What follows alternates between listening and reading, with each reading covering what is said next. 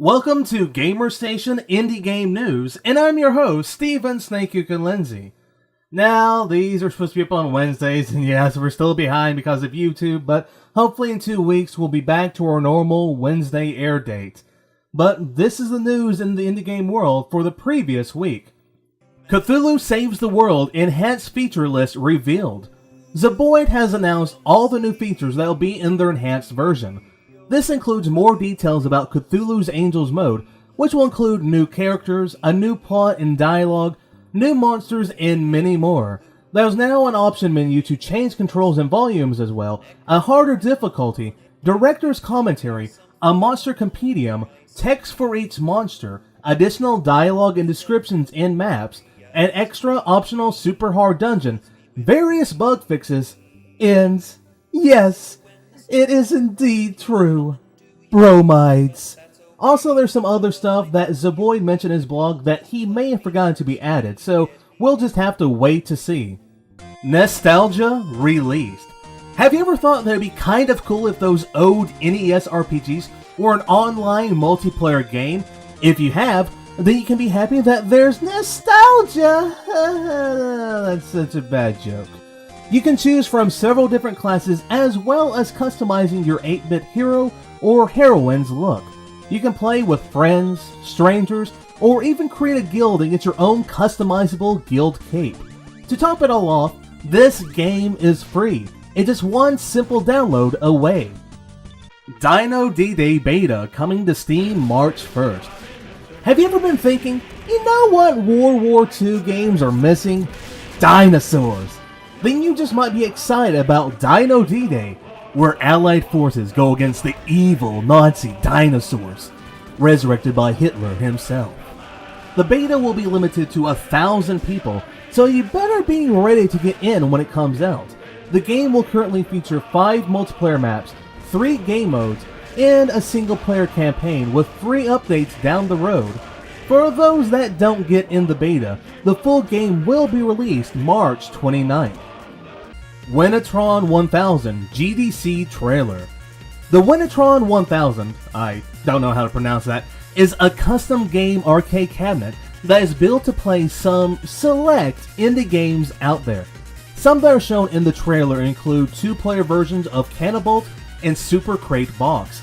As well as those, it shows such games as X-Bones, Leap for Blue, In Arcade, Indie Brawl, and several others. If you're heading to GDC, you will be able to play this cabinet. If only I could go. New chapters added to XBLA version of Super Meat Boy. For those that have the XBLA version of Super Meat Boy, you might be extremely happy to know that there are now 2 new chapters into internets. One chapter is called the Expert Remix, which features the top 20 levels picked by fans in the game and have been ramped up on the difficulty. Second is Cramps, a medium difficulty set of maps that I suppose involves being in a closed space. These will also be coming to the PC when the level editor is finished. Minecraft coming to iOS and Android phones. The indie phenom Minecraft won't just be on your PCs and Macs for long. Sometime this year, an iOS and Android compatible version of Minecraft will be out. This version of Minecraft won't receive every update that its bigger brother version will receive, but ones that make sense for the platforms. While there have been a few unofficial Minecraft releases on the App Store, this will be the first real deal. Minecraft documentary short released. If you're wanting more of Minecraft and want to get a behind-the-looks view of what went into making the phenom, this short is shot by 2-player production, and they believe that they can make a full-length documentary film about Mahjong's first year. Their goal is to get $150,000 to fund this. If you want to help, head over to their Kickstarter link provided below. Inside a Star-Filled Sky released. Inside a Star-Filled Sky is a 2D shooter made by Jason Rohrher. I probably pronounced your name wrong, I'm sorry. Behind such games as Passage, Sleep is Death, In Between. Stages are procedurally generated and there will be several power-ups to collect, which some of those won't have an effect immediately. When you go to the next stage, the camera zooms out and you'll find that you're actually playing inside a larger character, which you'll then begin to control, who is inside a bigger character. You can also revert back to previous states if you want to alter your character differently, and you can also edit the powers of enemies in power-ups. You can get it now for at least $1.75 plus any donations you are willing to put in. Forget-Me-Not trailer. Don't be confused, this isn't a fan-made game of Pac-Man. Whilst this does have some slight similarities, there isn't a whole lot. Levels are randomly created and enemies will randomly appear, with some having the abilities to blow up the maze. Also, as your character shoots, if any of those bullets go off screen, those bullets will continuously loop till it hits something. That includes yourself too, so you better watch out. No release date for it yet, but it is planned to be coming to the iOS sometime. Gemini Rue Released. After a long wait, Gemini Rue is now available for purchase. Gemini Rue is a 2D point-and-click adventure game that sits in the future and follows the story of two characters, Azrael Odin, an ex-assassin who is out looking for someone. The other guy is Delta 6, a man who is awoken in a hospital with no memory of what happened prior. There are two versions of the game that you can purchase, a digital version for $14.99 or a limited edition CD that comes with the soundtrack and game for the price of $24.99. If you're unsure, there is also a demo out for the game that you can download on their site.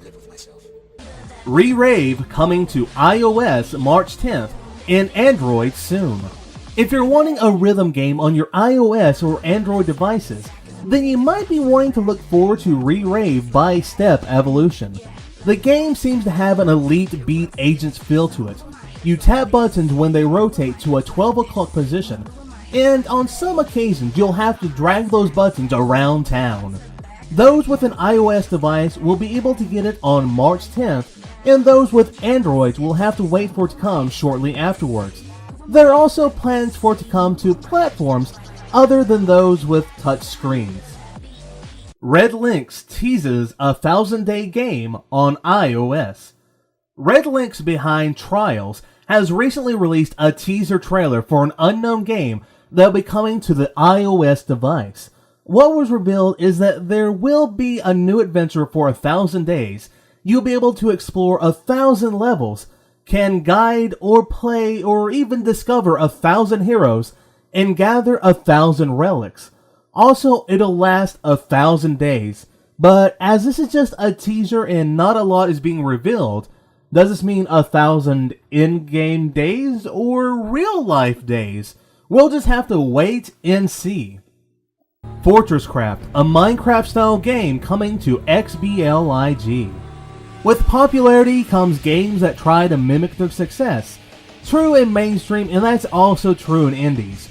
FortressCraft is obviously heavily inspired by Minecraft. Some would say it's ripped off, we'll leave that up to you. But FortressCraft will be coming out on the Xbox Live Indie Game Marketplace in March and sometime in the future on computers. There will be chapters in the game and each of these will go for 80 Microsoft points when they are released. As well as that, avatars seem to be enabled and will feature up to 32 players at a time. Ittsy Dew trailer. Just recently released is a trailer for the upcoming episodic game, Ittsy Dew. It has a very reminiscent gameplay style of Zelda. As a note, the gameplay shown is in the early stages, so some stuff is missing that'll be in the full game when it is released. Also, while the game is episodic, the game will be playable independently from the rest of the games, or you can travel between the games if you have each episode. I must say, the game seems to be looking up and I can't wait to get the game whenever it is released. Minecraft might be getting achievements? Minecraft sure is filling up this week's video, and we're also ending on it. which this likely revolves around the fact that it's really popular. In a recent interview with Indie Games, Notch revealed that he has been thinking of adding and implementing achievements into the game. His plan is to have these achievements as sorta quests in the game. The player would have retrieve achievements and must complete those at the top before heading down.